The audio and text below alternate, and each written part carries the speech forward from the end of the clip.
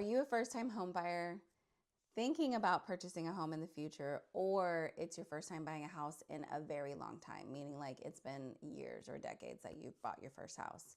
This video is for you.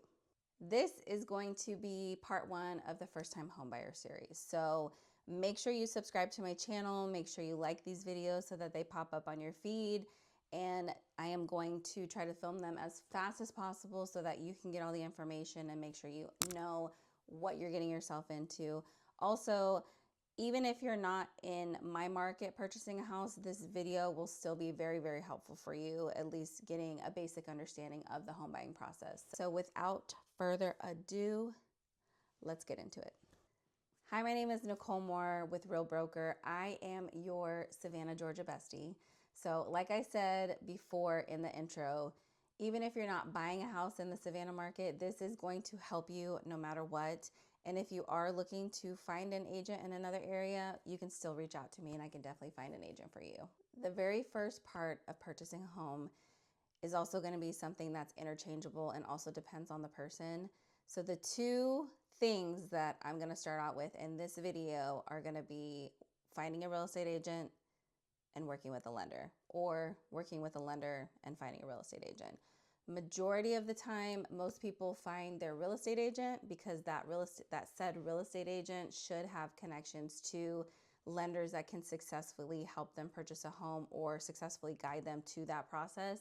And then they get pre-qualified or pre-approved with a lender that has already built a strong relationship with that real estate agent. Some people do it backwards where they go online, they speak with a lender, or they've worked with a lender multiple times and then they find the real estate agent. It's a very interchangeable step. It just depends on you as a person. I do recommend finding a real estate agent first and then building that connection with the lender through the real estate agent, just because if you're working with a real estate agent that's experienced and has had multiple successful closings, then they more than likely have a list of lenders that they trust and lenders that they don't trust. So you can bypass potentially having a negative experience because that lender doesn't know what they're doing. And also keep in mind, everybody and their mama is going to tell you, I can get you the best rate, I can get you the best closing costs, I can get you this, I can get you that. When it comes down to it, you really got to make sure you're looking at the facts and not just what people are saying to you.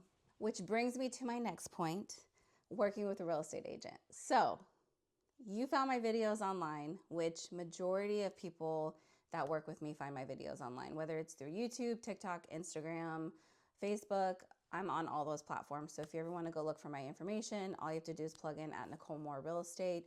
But majority of the time, real estate agents are found online or through other real estate agents referring them, or within your sphere of people that you may know. One thing that I want to warn you about when working with a real estate agent is that it is our job to market properties, and it's also our job to market ourselves, to show what we can do for people. Keep that in mind when you're choosing the real estate agent that you want to work with, that you're actually doing your due diligence as a buyer and making sure that whatever they're saying actually matches up. So if they say that they close, $30 million a year, don't take them for their word.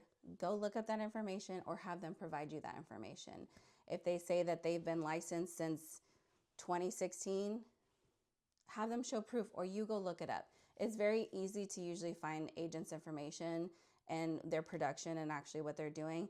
But unfortunately, there are a lot of agents that will lie just to get business, and then you're going down that rabbit hole. So that's another just pre-warning, is that there are a lot of agents that say that they do something or they seem like an expert, but they really don't work with clients at all. They just have a really strong online presence. Since we talked about working with a real estate agent, which eventually I'll probably do another video about, potential interview questions or the things that you really specifically want to look for when you're working with a real estate agent. But we're not going to talk about that today because this is our first time homebuyer series. The basic first part of this video is getting pre-qualified or pre-approved. That is the very number one thing that you need to do before you start any type of house hunting or house searching. The reason being is because you need to know exactly what your budget is and what you can and can't afford.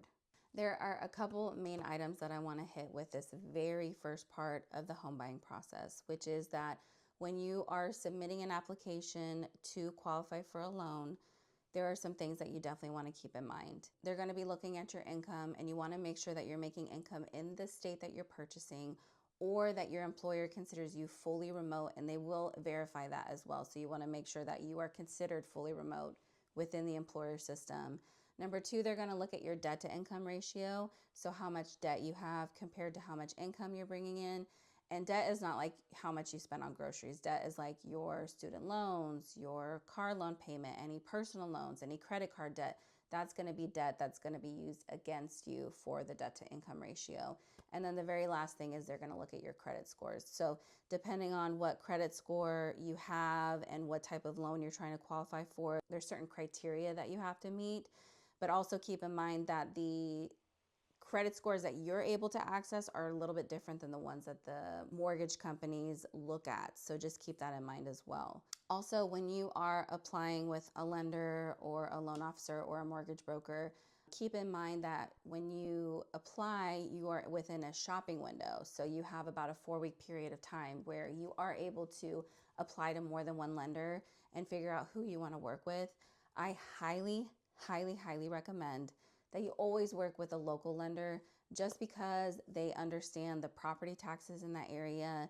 They, know the network of agents, they know the network of appraisers, and they understand that specific state or that market and how it works for the closings. I can't tell you how many times I've had buyers come with a lender that was online or somebody that they didn't know, that was just something that they found really quickly.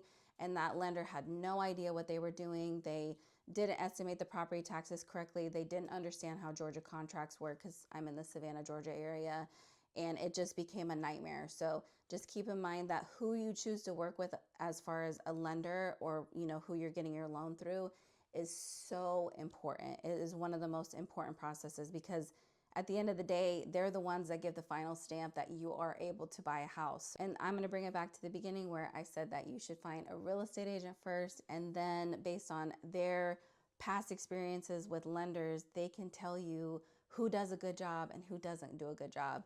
And of course, with that being said, there are always things that pop up that are unexpected, but when you work with a lender that has a lot of experiences, those challenges or obstacles, sometimes they're easier to overcome, or they can be more prepared in advance for them. Really quickly, let's talk about pre-qualification versus pre-approval. A pre-qualification is when you submit all your basic information on the loan application so that they can get a basic understanding of what your potential budget is based on those facts. The pre-approval is when all the documentation of your income, everything that they need, it goes through approval process through the underwriting department, and they approve the loan. That's like the final approval. So just keep that in mind when you're, if you're questioning what the difference is between a pre-qualification and a pre-approval.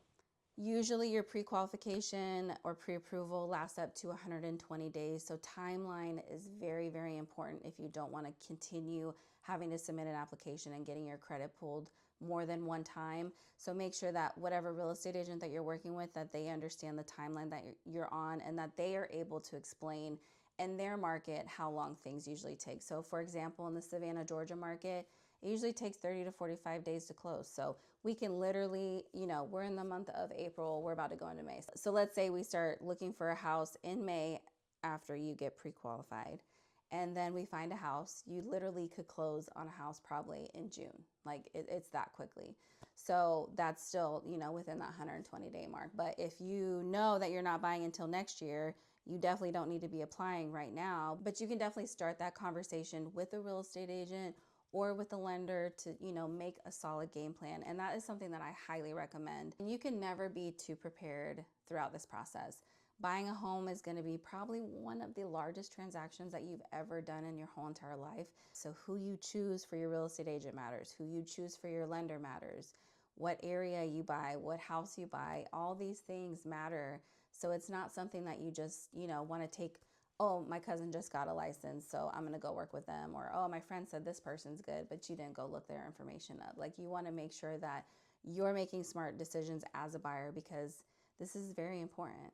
The very last thing that I want to talk about, which has happened to a lot of my buyers, is that when they are just searching on Zillow, Trulia, Realtor.com, whatever third-party site to go look at houses, because it's fun to go look and see what types of houses are out there. But just keep in mind that a lot of those sites, whenever they have your estimated mortgage payment, that is not a correct value. You want to make sure you actually click on that, because the majority of the time they have a default to set to that you're putting 20% down, and then they have whatever interest rate on there.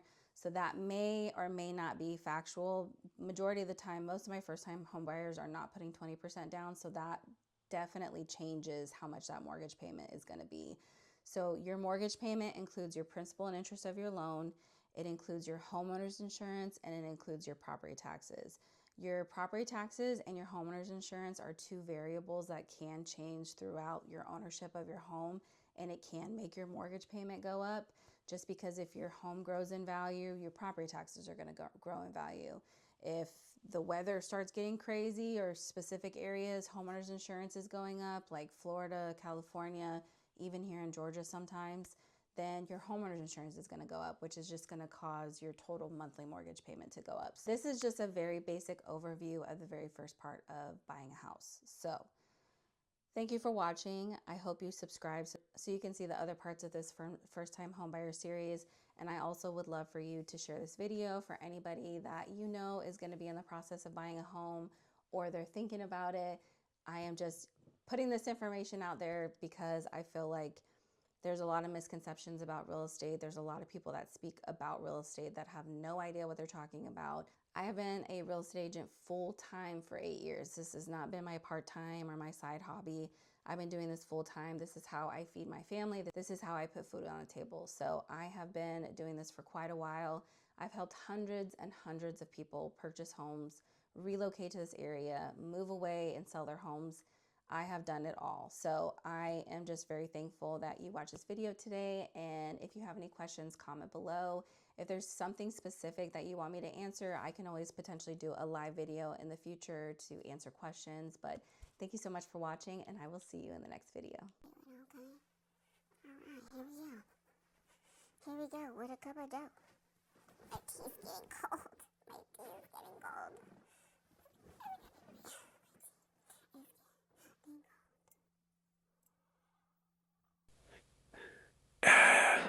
I'm parched. Oh yeah. I need a drink. Oh. It's the most party, even though Kenny